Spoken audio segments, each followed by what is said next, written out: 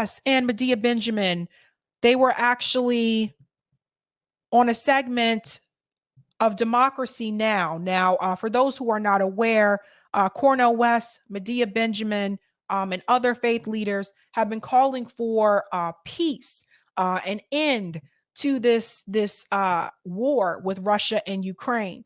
That was the topic of the discussion for this interview with Democracy Now! And I want you to pay close attention to what is said here, because I want to say this, and I got to be very clear. At this point in time, anyone who is still trying to push and escalate this war, to me, is problematic, because this is not winnable. And they're going to talk about that as well. If you know it's not winnable, and you know in the end, they're still going to have to find some type of negotiation here, what is the point of them continuing to fight at this time? Let's check it out. Medea, let's begin with you in Miami, Florida. Talk about the reasoning behind this call and how both President Biden and President Zelensky, in this rare moment, Zelensky's first overseas trip since Russia invaded, how they dealt with the issue of negotiation. You're, though, calling for a truce, and talk about the distinction. We feel that this war is not going to be won on the battlefield. This is something that the chair of the Joint Chiefs of Staff, Mark Milley, said.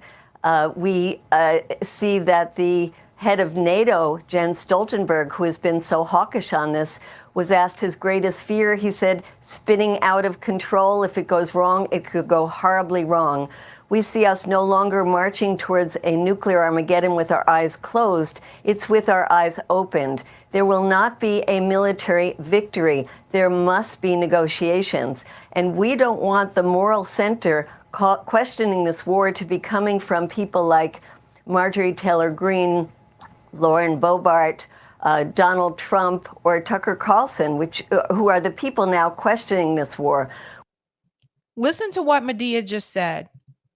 This will not be winnable. There will be no victory.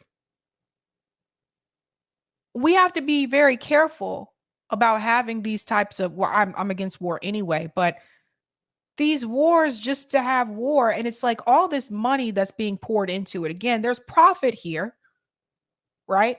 Lockheed Martin is making a profit. Northrop Grumman is making a profit. Raytheon is making a profit. How do you guys think those companies stay in business? So at this point in time, we have heard this from multiple people. It's not just from the gray zone. We've heard this from multiple people that say no victory is going to be had here. But our government is continuing to give them more and more money. Zelensky was just here recently in DC, again, asking for more money. Billions and billions going out the door. And for what? It's not winnable. In the end, they are going to have to make some type of peace negotiation. Shout out to Medea Benjamin. She's a real one. We want it to come from the moral center of this country. That means the faith-based community who understands that we have to protect all of God's creation, and that our moral obligation is to stop the killing, stop the fighting, stop the war. And that's why we have called for this Christmas truce. Professor Cornel West, you are a professor of philosophy and Christian practice at Union Theological Seminary. We're speaking to you in Irvine, California. Talk about why you signed on to this letter and what you think the U.S. should be doing that it's not doing right now. Clearly far and above the major supporter of Ukraine financially, militarily, when it comes to dealing with Russia's invasion. Now, notice the framing, right? This is the second time this clip I'm playing for you. I think we're maybe 2 minutes in because I started at like 6 something. So we're like 2 minutes in. Notice the framing. Notice how she keeps saying Russia's invasion, right? That's important to note. Listen to this. Oh, yeah, I'm sorry I didn't hear your full question, though, Sister Amy, but that's all right, though. I think it had something to do with the ways in which I would hope we accent how both the American empire that set the context for this situation with the expansion of NATO and pushing the gangster Putin with his wounded Russian empire against the wall, and then the wrong, illegal, and immoral invasion and occupation of our precious Ukrainian brothers and sisters. But we have to be willing to have a moral witness that keeps track of the organized greed, of the routinized hatred, of the manipulated fear, and the chronic hypocrisy of the wounded Russian empire and the American empire that is, of course, has 800 military troops, units around the world, and doesn't want to be honest about its own role. We know that if there were missiles in Canada or Mexico or Venezuela or Cuba, the U.S. military would blow them to smithereens. So we have no moral authority when it comes to dealing with the gangster activity of Putin. We have American gangster activity in our military-industrial complex tied to the White House. So that piece right there, I don't know. I wish I could have seen Amy's expression when he mentioned the piece about the American bases all over the world, because it's true. Man, I wish I could have seen her face. But it's true. This is something that I think more people need to call out. And I've mentioned this multiple times before. The United States government basically has found a way to police the world. I don't think we should have bases all over the world. We do have them, even in places that you wouldn't think that the U.S. has military bases. And it's almost as if you have like this giant government, this giant eye over the world. And it's like, it's making demands here and there, and it's taking resources from people, and it's basically, again, policing the world. So I'm glad that he brought that up. I am a little bit concerned, though, about, let me go further into it first. Let me go further into it, because there's something I want to say about the money that's going towards this war. And also the fact that, notice so far, and I've watched this whole thing, notice so far, there hasn't been any discussion about the fact that this conflict started 8 years ago. So let's just keep that in mind. And Reverend Graylin Hagler, if you can talk about... We're going to skip dude. Sorry, this is about, but I listened to him as well. I really want you to hear Medea and Cornell. To the long... Let me see what she says here. Okay. This, and then talk about the course of this war. And particularly, I mean, front page New York Times, Putin admits battle failures but fights on. It was a rare admission yesterday, but saying he's committed to the long haul. And President Zelensky saying the same thing.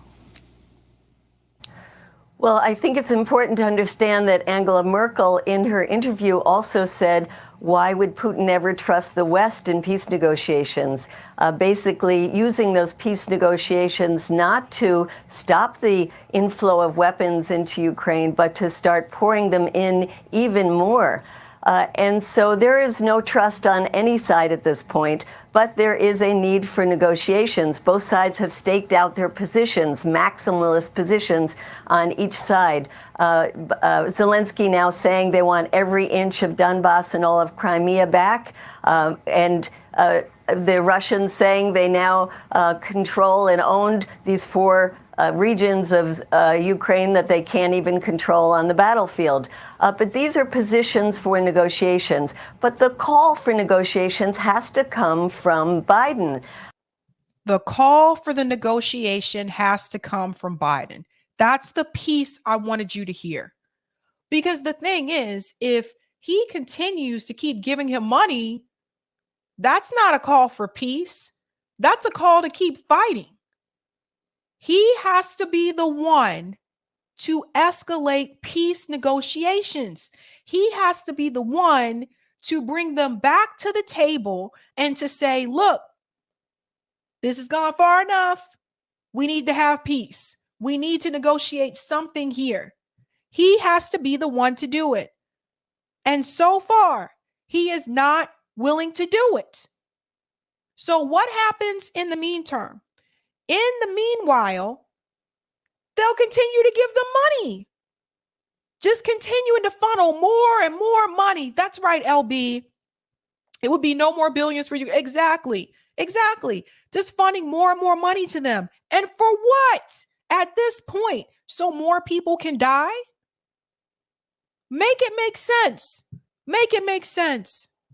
And it is not happening. We see that after he met with Macron, the head of France, Macron said there are legitimate security interests of Russia that have to be taken into account. So that all has to be dealt with at the peace table. And so what we are saying with this Christmas truce call is that let's be realistic with the American people. We keep pouring more money. Now it will be another $45 billion that will be approved by the end of this week. That's over $100 billion without a year going by that could have been used for so many essential needs here in this country, and instead pour it into a war that is not winnable on the battlefield. So we need to be honest about this, and that's why we have this call for a Christmas truce. That's why Reverend Barber will be giving a Christmas Eve sermon on the moral imperative of a truce. That's why we're having a week of protests starting January 13th. February 19th, the Libertarian Party and the People's Party calling for a protest in Washington, D.C. March 8th, International Women's Day, an international call of women to say, stop this war and end all wars. That's what we need to do. That's my birthday, March 8th. It is International Women's Day. Yeah, I might have to check that out, Medea. I might have to check that out. And there's one more piece here I do want you to hear from Cornel West as well. Let me make sure I get to that point. You guys can watch the full video on Democracy Now!, but I really want to get back to these points here. Oh, did I miss this part? Okay. On our members of Congress, whether they're Republican or Democrat, to come out with the only rational position right now. The U.S., unfortunately... Yeah, this is the part. Yep. Being allied with far-right Republicans, and secondly, being called by some a Russian apologist. Of course she had to say that. I feel that if I were in Russia, I would be in jail for protesting this war. I also feel terrible that my Congress people in the Progressive Caucus were cowed and silenced. I think the 30 who signed on that letter, in their heart of hearts, probably believe that negotiations is the only way.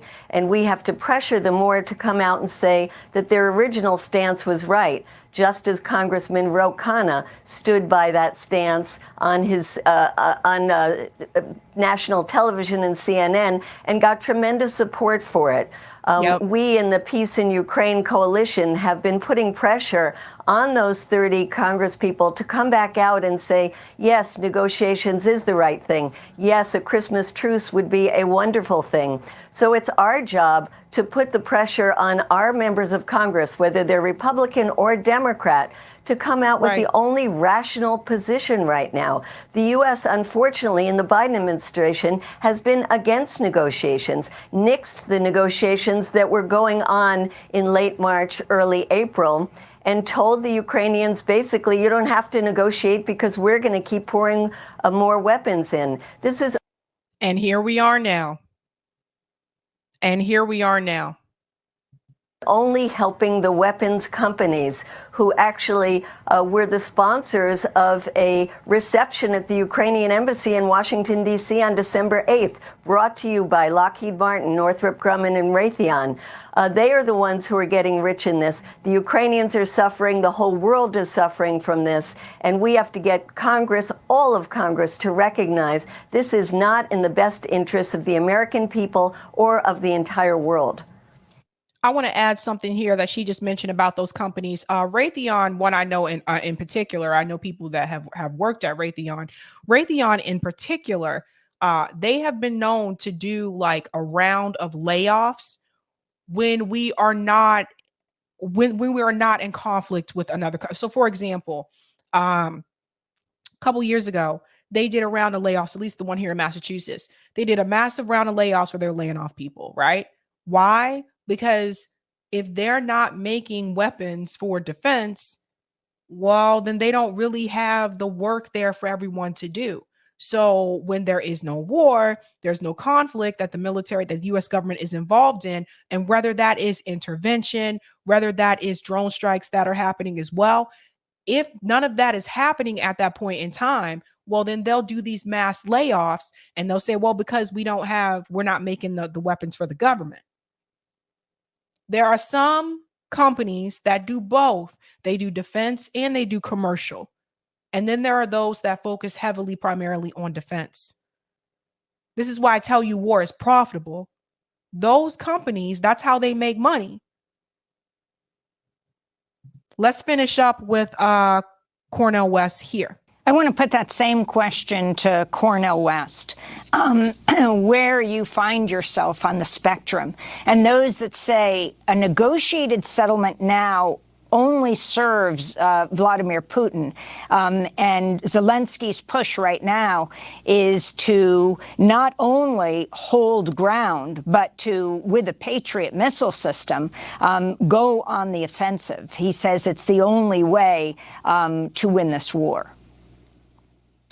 Well, I mean, I think Sister Medea's point that you've got 14,000 courageous Russian brothers and sisters who are willing to go to jail for 7 years in order to have some accountability of the gangster who runs their empire, Russia. We need to have an equivalent anti-war movement in the American empire that's willing to put pressure on our political elites. Most of our political elites in Congress suffer from a moral and spiritual bankruptcy because they can't say a mumbling word when it comes to what's really happening on the ground with the heroic struggles in Iran right now. They can't say a mumbling word about the Palestinian struggles, what's been going on for the last 50 years. But all of a sudden they're willing to break dance and act as if they're concerned about domination when it comes to Ukraine. So we want to be consistent.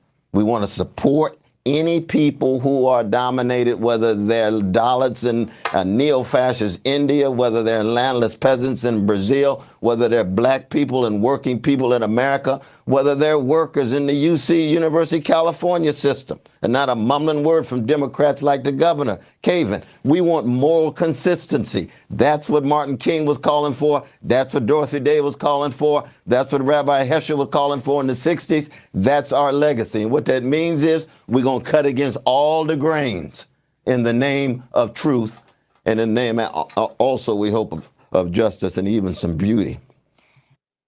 Let's talk right there for a second, and I'm going to cut it there. If you want to see that full interview, I'll put the link to that in the chat as well. But to that point, our government is not consistent. And this is something we've been complaining about a lot over at RBN. They're not consistent. You know, there's all this passion and empathy when it's a country like Ukraine, but you don't see that same type of passion and empathy when it's a country like Somalia, when it's a country like Afghanistan, when it's a country like Yemen. Bernie Sanders cowardly decided not to bring it to the floor for a vote to end the war in Yemen. There isn't that same type of compassion when it's people from those types of countries. So it's not consistent. It really isn't. But what I was going to say earlier that I decided to hold and wait till the end, one of the things I noticed that was not mentioned, Medea brought up the money issue. One of the things that was not mentioned was the fact that this conflict started 8 years ago. 8 years ago. And Amy Goodman did not mention that. And that's why I say pay attention to the framing. Pay attention to the way the questions are phrased, the way they come across. But I think Medea hit the nail right on the head. The fact that $100 billion, that is money that we could have used right here to help people in the country, in our country, to help people with healthcare, to fix the infrastructure, to fix these broken down schools, to fix public transportation in this country. We have the money. The problem is the majority of it goes to the military industrial complex, and we get what's left. And oftentimes what is left is not much. And then whatever is left, they try to means test it. So depending on what the means testing is, you may not get anything. That's how it works. Welcome to America. But at this point, it needs to end.